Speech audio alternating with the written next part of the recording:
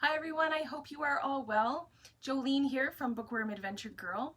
If you are new, thanks for checking out my channel. Please hit subscribe and stick around.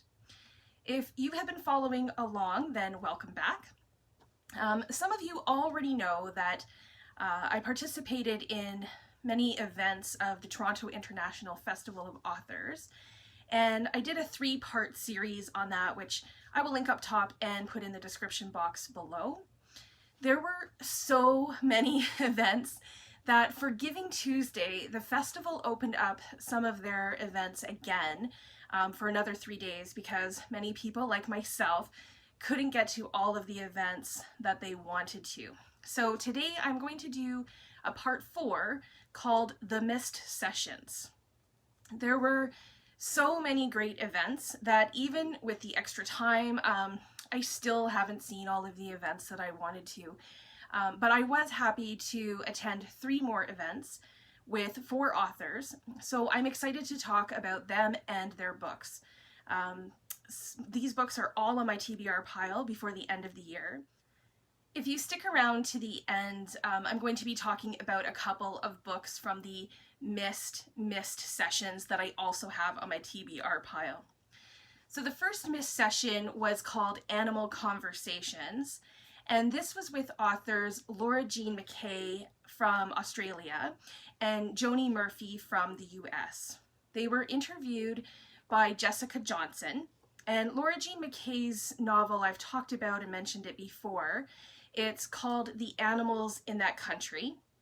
And if you have been following along with the Mondays with Margaret series, then you know that we've already discussed Margaret Atwood's poetry collection, which is called The Animals in That Country. And I had wondered if there was any connection between the two, and I was so excited that Jessica asked this question, and the answer is yes. So when Laura Jean came across Atwood's poem, she said that she was so relieved because Margaret Atwood was basically saying everything she wanted to say in a novel, but Atwood was doing it on a single page. So if you're following along, you know in the poem, the animals first have faces of animals, then they have faces of humans, and then they have no faces at all. And to Laura Jean, the poem is about the different meanings that we place on animal bodies. So now I want to know what Margaret Atwood thinks of this novel and having her poem inspire it. So Laura Jean McKay said that she wrote a whole book about talking animals, and there were no talking animals in it at first. And she said it was really hard to know how animals speak and to give them a voice. And she said she had to get over the idea of antimorphism and write it differently. So in this book, people get the zoo flu and they begin to understand animals. Laura Jean said that language is held up as the thing that separates us, separates humans from animals. And we consider ourselves to be higher than them, but we are also vulnerable to animals and we need animals.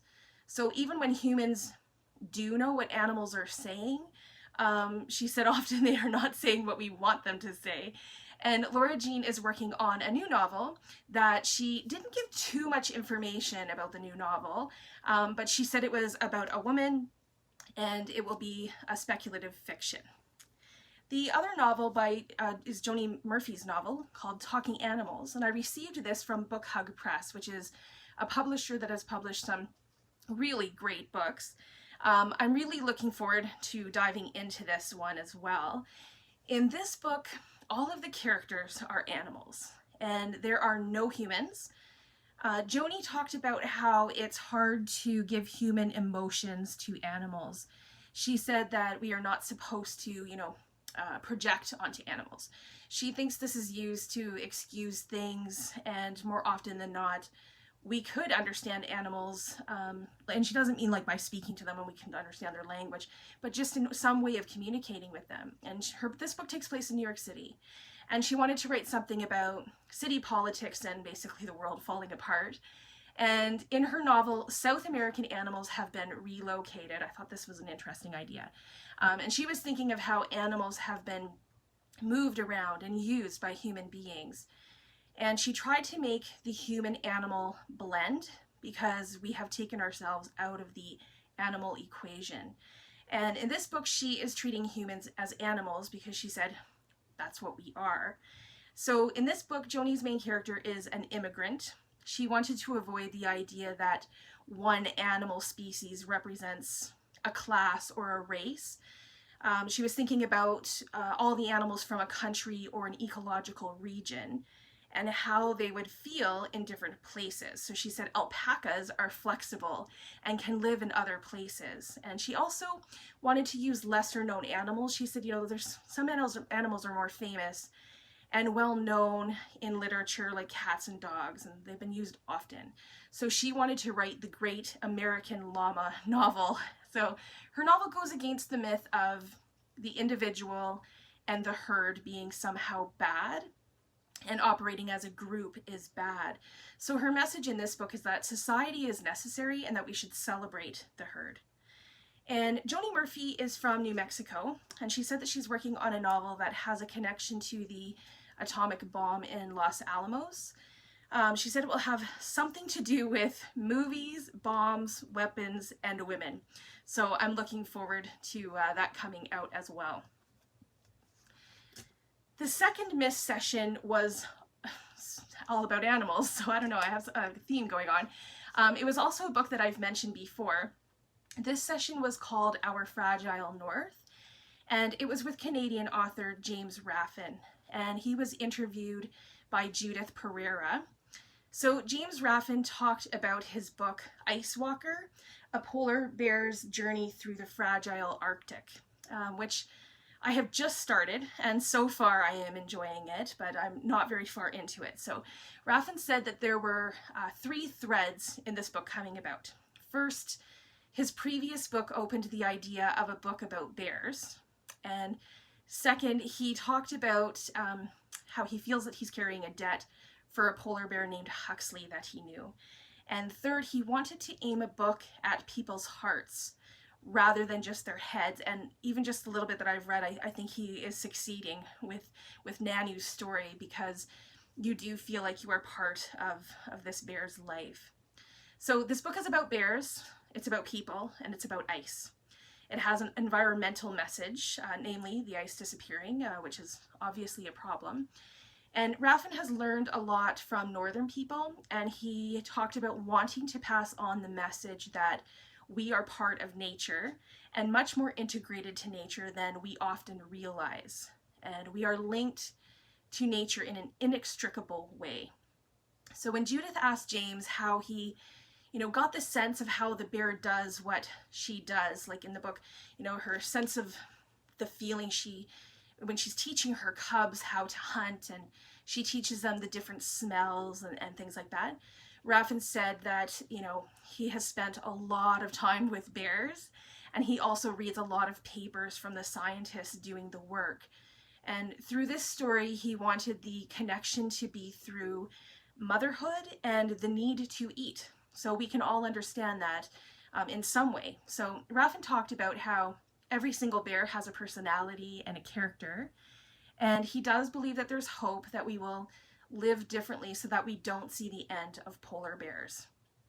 So the characters in this book are Nanu, her 2 cubs, and the ice. And originally there was another character that Raffan said they decided to take out. And taking this character out removed some of the sensibilities that come from a different culture that Raffan really wanted in the book. So that is why he chose to do the chapters the way that he did. So in Inuit cosmology, he talked about them having a much richer linguistic system for sky, stars, and clouds and nature.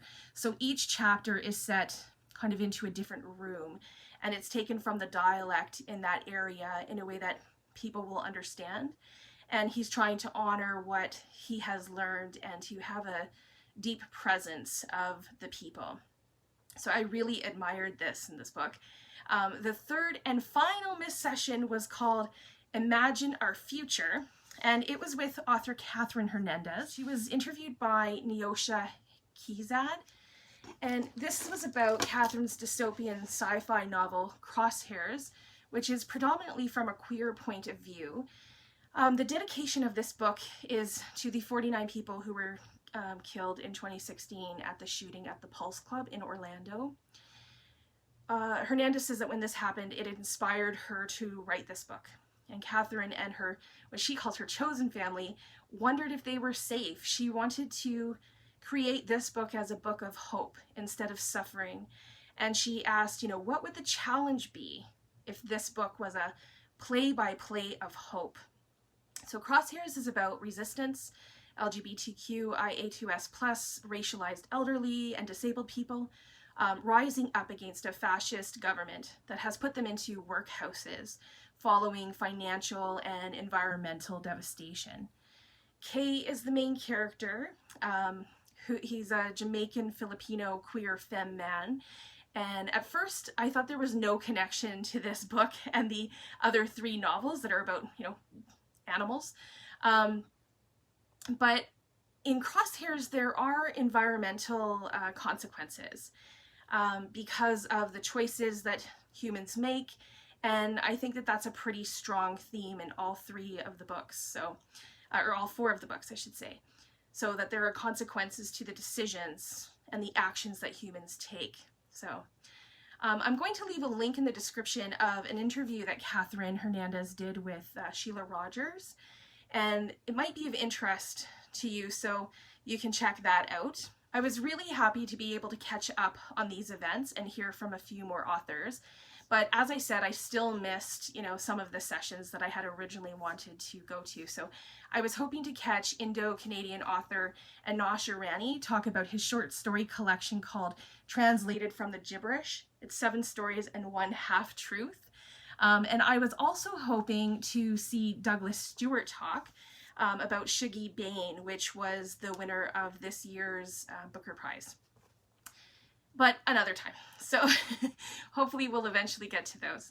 I will leave a list of all of the books that I mentioned today in the description below, as well as the interview with Catherine Hernandez. Please let me know in the comments if you have read any books on this list or any others by these authors, or let me know if there are any that interest you. I look forward to chatting with you. Thanks again for watching. I hope you have a fantastic day, and don't forget to make every day an adventure.